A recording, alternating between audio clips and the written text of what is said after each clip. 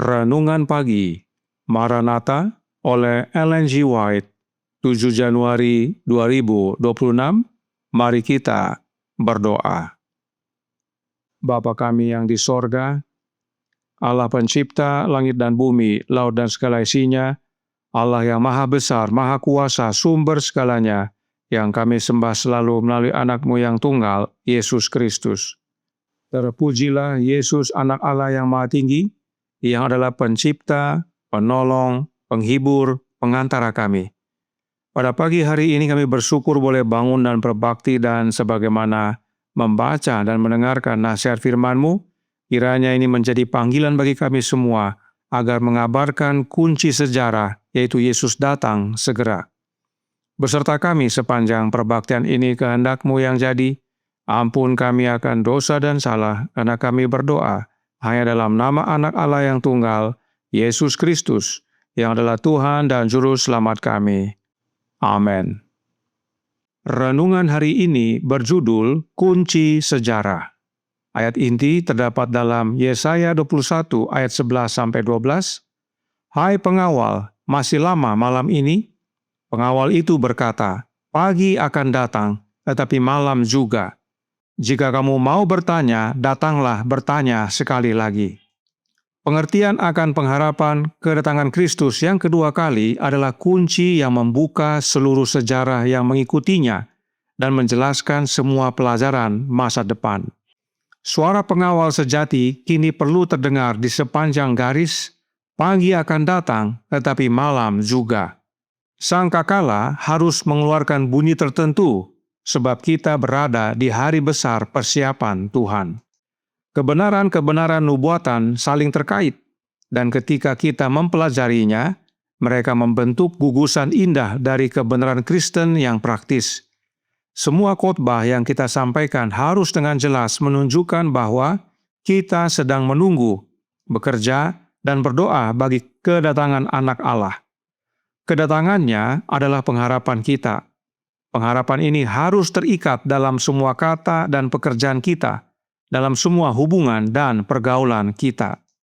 Kedatangan Anak Manusia kedua kali harus menjadi tema yang indah dan senantiasa diingatkan kepada umat. Inilah pokok yang tidak boleh ditinggalkan dari khotbah-khotbah kita.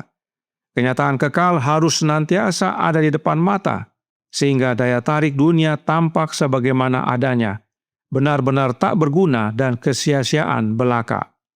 Apa gunanya bagi kita segala kesia-siaan dunia, pujiannya, kekayaannya, kehormatannya, atau kesenangannya? Kita adalah para peziarah dan orang asing yang sedang menunggu, berharap dan berdoa bagi pengharapan yang penuh berkat, yaitu penyataan kemuliaan Tuhan dan Juru Selamat kita, Yesus Kristus. Jika kita sungguh percaya dan membawa pengharapan ini ke dalam kehidupan praktis, betapa kuat tindakan yang akan diilhami oleh iman dan pengharapan ini. Betapa besar kasih yang berkobar satu sama lain. Betapa hati-hati hidup kudus yang dijalani demi kemuliaan Allah, dan dalam menghargai upah yang dijanjikan, betapa jelas garis pemisah yang akan tampak antara kita dan dunia. Kebenaran bahwa Kristus akan datang harus senantiasa diingat oleh setiap pikiran. Demikianlah pembacaan renungan pagi pada pagi hari ini. Terima kasih dan Tuhan Yesus memberkati. Selamat pagi saudaraku dalam Tuhan.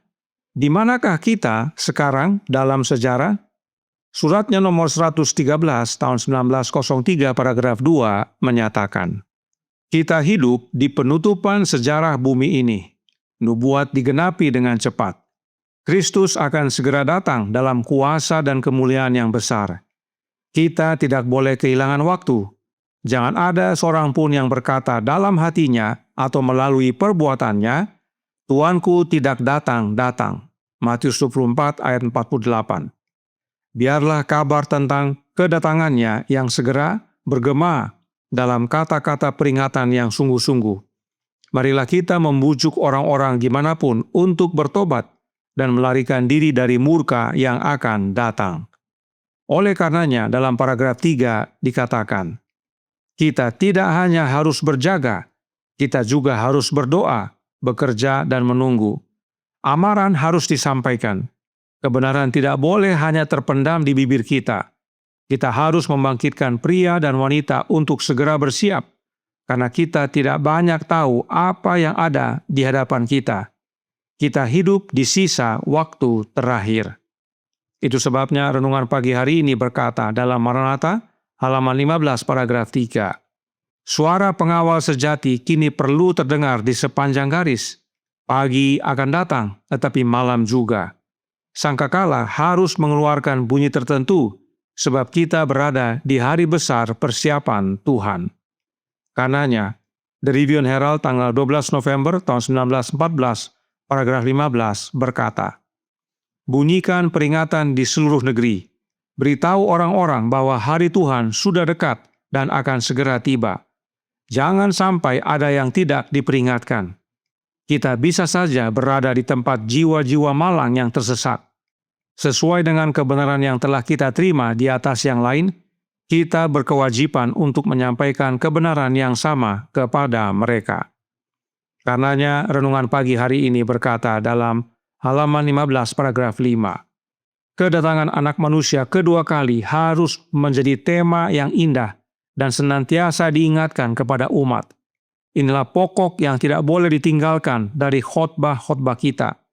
Kenyataan kekal harus senantiasa ada di depan mata, sehingga daya tarik dunia tampak sebagaimana adanya, benar-benar tak berguna dan kesia-siaan belaka. Kedatangan Kristus yang kedua kali adalah kunci sejarah. Itulah akhir dari perjalanan sejarah dunia ini. Dan tanda-tandanya sudah semakin nyata.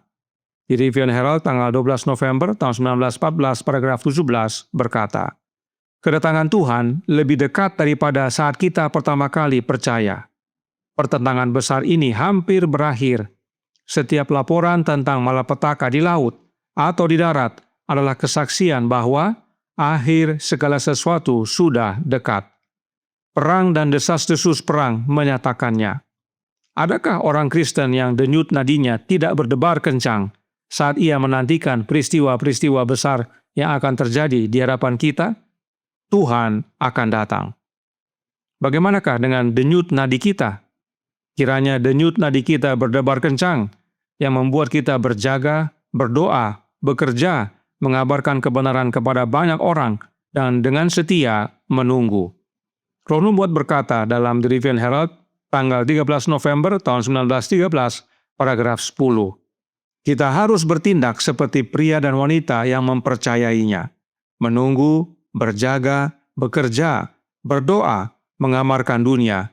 Inilah tugas kita. Itu sebabnya kebenaran bahwa Yesus akan datang segera harus senantiasa diingat oleh setiap pikiran. Tuhan memberkati, saya bawa dalam nama Yesus. Amin. Mari kita berdoa.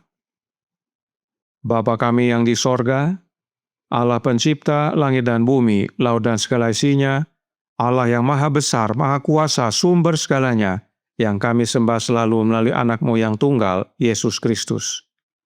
Terima kasih atas amaran yang disampaikan pada pagi hari ini, bahwa waktunya sudah semakin singkat. Kami hidup di penghujung zaman akhir ini. Waktu tidak lama lagi, bahwa Yesus datang segera. Karenanya dalam kehidupan kami, pergaulan kami, dalam pekabaran-pekabaran kami, biarlah kebenaran tentang kedatangan Kristus yang kedua kali menjadi tema utama untuk disampaikan kepada banyak orang. Oleh sebab itu, tolong kami ya Bapa, karuniakanlah roh anak-Mu dalam hati kami, sebab hanya dengan menerima rohnya Kristus, maka kami dapat menyampaikan kebenaran sejati, mengingatkan kepada dunia bahwa Yesus datang segera, dan waktunya semakin singkat, dan biarlah banyak orang yang kembali kepadamu bertobat, mengakui dosa-dosa mereka kepada anak Allah dan menerima pengampunan dalam Yesus. Sehingga pada waktu Engkau datang ya Yesus, banyak umat yang didapati benar dan layak mewarisi kerajaan sorga. Beserta kami sepanjang hari ini kehendak-Mu yang jadi, ampun kami akan dosa dan salah, karena kami berdoa hanya dalam nama anak Allah yang tunggal, Yesus Kristus, yang adalah Tuhan dan Juru Selamat kami. Amin.